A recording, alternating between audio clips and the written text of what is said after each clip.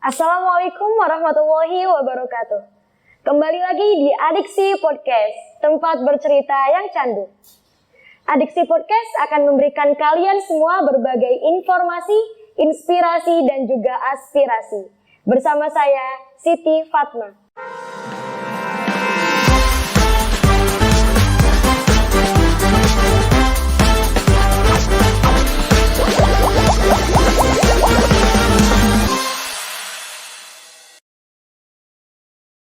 Di Adiksi Podcast kali ini kita kedatangan bintang tamu yang sangat spesial, yaitu Ketua Badan Pengurus Lazismu Kabupaten Cirebon, yaitu Bapak Hafid Sefriadi. Assalamualaikum Bapak. Waalaikumsalam warahmatullahi wabarakatuh.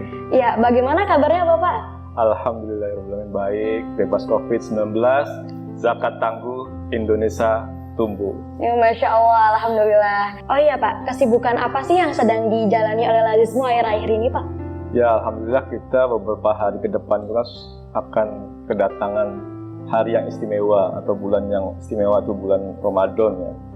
Jadi alhamdulillah sekarang Lazismu sedang fokus bagaimana target bulan Ramadan itu dari sisi fundraising, dari sisi menghimpun itu bisa sesuai yang ditargetkan oleh pusat, yaitu 500 juta rupiah. Makanya kami berharap semoga bisa semuanya membantu Lazismu untuk fundraising di Ramadan 1433 Hijriah ini. Amin, semoga semuanya dapat membantu ya Pak, membantu Lazismu. Kalau dari Bapak sendiri, gimana sih Pak rasanya diundang ke acara Adiksi Podcast kali ini? Ya, rasanya gimana ya? Ya sebenarnya sangat bangga sekali ya, karena ini kan mungkin podcast pertama yang ada di salah satu sekolah Muhammadiyah lah. Apalagi nih sepertinya SMK Farmasi itu mau bermetaformosis apa gitu ya bahasanya, itu menjadi farmasi multimedia kali gitu kan. Karena ini dilihat sudah ada banyak aktivitas multimedia yang dilakukan oleh tim kreator dari SMK Farmasi Muhammadiyah ini gitu. Ya, sambutannya sangat baik dan sangat positif sekali. Semoga ini bukan pertemuan yang pertama untuk Lazismu gitu ya. Ya, baik Bapak. Bapak sendiri sudah menjadi pengurus Lazismu itu kira-kira berapa lama ya Pak? Saya 2016-an ya. Jadi mungkin sudah sekitar 5 tahunan ya di Lazismu Kabupaten Cirebon gitu. Karena periode kedua dari PDM yang sekarang. Kalau ngomong-ngomong tentang Lazismu, boleh dong Pak cerita sedikit tentang apa sih Lazismu dan bagaimana sejarah dari Lazismu itu sendiri Bapak? Ya, jadi Lazismu itu adalah lembaga zakat nasional ya. Sekali lagi perlu diinformasikan bahwa Lazismu itu lembaga zakat nasional. Jadi bukan lembaga zakat level daerah gitu atau level apa, tapi memang kita sudah levelnya nasional. Tahun 2002 pimpinan pusat Muhammadiyah itu memperkasai bahwa harus ada lembaga zakat gitu kan, karena Muhammadiyah dari dulu lahir itu dari zakat infak sedekah, tapi belum ada lembaga yang formal. Jadi pimpinan pusat Muhammadiyah tahun 2002 itu membuat lembaga zakat infak sedekah Muhammadiyah, atau kita singkat menjadi Lazismu itu. Nah, kalau di Kabupaten Cirebon sendiri sudah ada mungkin sejak 2010-2011 lah Lazismu di Kabupaten Cirebon. Oh iya Pak, berarti Lazismu itu semacam kayak lembaga zakat dan infak ya Pak? Iya. Betul Pak. Ya dari kepanjangannya kan jelas kan, lembaga zakat, infak, sedekah Muhammadiyah gitu loh. Tapi level kita level nasional gitu, dan kita legal sesuai dengan keputusan Kementerian Agama gitu kan.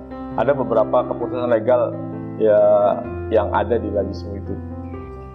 Di Lazismu sendiri ada berapa banyak program sih Pak? Di Lazismu itu base-nya itu adalah, kalau kita nyebutnya pilar ya. Jadi ada 6 pilar. Yang pertama itu pilar pendidikan, pilar kesehatan, pilar sosial dakwah, pilar ekonomi, pilar kemanusiaan yang biasa bekerja sama dengan MDMC, dan juga ada pilar yang terakhir itu pilar lingkungan gitu kan. Jadi sekarang Lajismu yang tadinya 5 pilar menjadi 6 pilar, tambahannya adalah lingkungan. Jadi kita juga berharap ada tanggung jawab terhadap lingkungan. Nah, salah satu contoh yang kemarin baru kita launching lah di Januari Februari itu di pilar sosial dakwah, kita ada program Quran Braille ya untuk saudara-saudara kita yang tunanetra. Ini mungkin contohnya Al-Qurannya ini insya Allah pertama di Indonesia, dan alhamdulillah antusias kemarin sudah sangat baik sekali. Ada sekitar donasinya sudah masuk sekitar 28 juta. Kita sudah menyalurkan sebanyak 20 Quran Braille di siswa tunanetra yang ada di Kabupaten Cirebon. Nah, kan sebentar lagi kita akan menghadapi bulan suci Ramadan ya Pak. Ya. Dari Lajismu sendiri, program yang akan dilaksanakan di bulan suci Ramadan tahun ini itu apa ya Pak? Ya, alhamdulillah kalau di Lajismu Kabupaten Cirebon itu ada beberapa program yang kita sudah mulai katakan ekspos dari dulu itu Ramadan Ceria. Di Ramadan Ceria ini Lajismu Kabupaten Cirebon mentargetkan 1.000 paket sembako senilai satu paketnya itu 100.000. Nah, saya berharap nih rekan-rekan podcast yang ada di Farmasi Muhammadiyah ini ya bantulah, paling nggak targetnya 200 lah ya. 200 paket Ramadan Ceria lah. Kita kan memang ada kayak sosial dengan masyarakat lah gitu kan, bagi yang masyarakat sekitar yang ada di sekolah. Terus juga kita ada program guru tangguh. Dari guru tangguh ini kita akan targetkan 300 paket, satu paketnya 100.000. Ini juga masih memberikan sembako untuk guru-guru yang katakan honornya masih di bawah standar gitu ya. Ada juga program takzil atau untuk buka puasa ya, takzil tangguh buka puasa. Nah, ini paketnya memang lebih sedikit 10.000 per paket. Nah, target kita nih 1.000 paket. Nah, kami berharap juga kaum Muhammadiyah, pendidikan ilmu Muhammadiyah nih itu bisa melaksanakan program-program salah satunya takzil tangguh gitu ya. Nah, kita juga merencanakan itu masjid tangguh. Ya, masjid tangguh memang belum banyak, kita paling sekitar 13-15 paket, dan itu satu paketnya 1 juta rupiah. Nah, yang terakhir adalah UMKM tangguh. Kita semua tahu pandemi ini banyak sekali membuat pengangguran banyak, makanya kita pengen ada program UMKM tangguh yang satu paketnya 2.500.000. Kita insya Allah akan memberikan 10 paket dengan UMKM tangguh. Itu program-program yang akan kita running di Ramadan 1433 Hijriah ini. Dan sobat-sobat sekalian, target kita ini minimal itu 500 juta rupiah. Mohon doanya, mohon bantuannya, semoga target ini bisa terlampaui. Amin, semoga bisa tercapai ya Bapak. Baik, barangkali para penonton ini ingin ikut berpartisipasi dalam program Lajismu kali ini. Bagaimana sih Pak caranya agar para penonton itu bisa melakukan pembayaran ataupun berinfak ke pihak Lajismu? Ya, ada beberapa teknis. Yang pertama melalui website donasinya Lajismu, di linknya nih ada di sini gitu kan. Nah, terus juga bisa juga on call gitu ya, nelpon ke kami untuk jemput donasi. Nomornya juga nanti bisa tertera ada di sini gitu ya. Nah, paling itulah ini juga ada beberapa nomor rekening ya yang bisa ditransfer untuk para muzaki, munfik, untuk para donasi lain. Oh ya, gini, Fatma sendiri tahu nggak di mana sih kantor Lajismu Kabupaten Cirebon?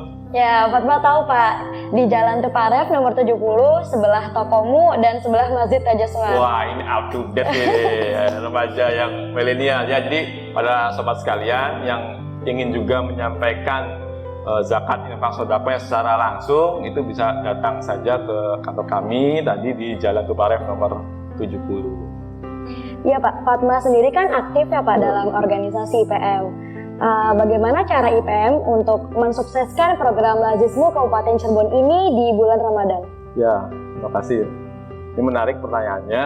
Jadi saya sih mengusulkan yang pertama PR IPM ya, kalau di sekolah itu adalah melakukan pendataan atau assessment pada fakir miskin duafa yang ada di sekitar sekolahan. Kenapa? Supaya ke depannya kita punya data yang real, punya data yang jelas berapa sih kaum duafa itu, yatim piatu itu yang ada di kelurahan, palingnya kelurahan atau desa di sekolah ini, gitu loh. Jadi itu yang pertama, melakukan aktivitas pendataan. Yang kedua ya jangan hanya berhenti di pendataan, kita juga terus melakukan penggalangan dana, penggalangan zakat, infak, sedekah, baik dari internal siswa, guru maupun orang tua. Ya, jadi ini Ramadan sekarang dimaksimalkan gitu kan. Kemarin sih saya sudah ngobrol ya, paling tidak minimal SMK Farmasi ini 200 paket lah gitu. Jadi teman-teman IPM itu ya sama-sama bekerja sama melakukan tadi pendataan fakir miskin dan juga melakukan aktivitas penggalangan dana zakat infak sedekah melalui siswa, orang tua dan guru-guru yang ada. Ya, mungkin ini pertanyaan terakhir ya Pak. Apakah ada yang ingin disampaikan dari Bapak kepada para penonton? Ya, sobat sekalian, ini ada sebuah mindset yang ingin saya sampaikan di acara kali ini adalah bahwa biasanya kita itu punya mindset itu memberi sedikit tapi ikhlas. Nah itu menurut kami, itu menurut saya itu mindset yang salah. Jadi memberi yang banyak tapi ikhlas gitu loh. Jangan memberi sedikit tapi ikhlas, tapi memberi yang banyak tapi ikhlas. Nah yang kedua yang ingin kami sampaikan bahwa yang Lazismu itu membutuhkan orang fakir miskin duafa, bukan mereka yang fakir miskin duafa itu yang membutuhkan Lazismu, bukan. Bagi kami kebalik, bahwa yang membutuhkan fakir miskin duafa itu adalah kami, lembaga Lazismu. Nah begitu juga para agnia itu, mereka lah yang sebenarnya harus membutuhkan kami, lembaga itu, bukan lembaga yang membutuhkan para agnia. Jadi semoga nih paradigma ini bisa tersampaikan, karena mereka yang punya harta banyak, kalau mereka mau disebut orang kaya itu harus ada orang miskin, benar nggak Mbak? Ya, betul kan? Nggak mungkin ada orang kaya nggak ada orang miskin. Ya, betul. Makanya orang kaya itu butuh orang miskin untuk apa? Untuk mensucikan hartanya. Nah, supaya harta itu bisa manfaat lebih banyak, sampaikanlah zakat, infak, sedekah itu melalui lembaga. Pertama kami, lembaga zakat, infak, sedekahnya Muhammadiyah di Cirebon. Gitu loh. Ya, baik Bapak. Alhamdulillah podcast kali ini berjalan dengan lancar. Terima kasih kepada Pak Hafiz yang sudah menyempatkan waktunya untuk hadir di acara kali ini. Oke. Mari Sobat Famas, kita salurkan zakat dan infak kita melalui Lazismu. Zakat tumbuh, Indonesia tangguh.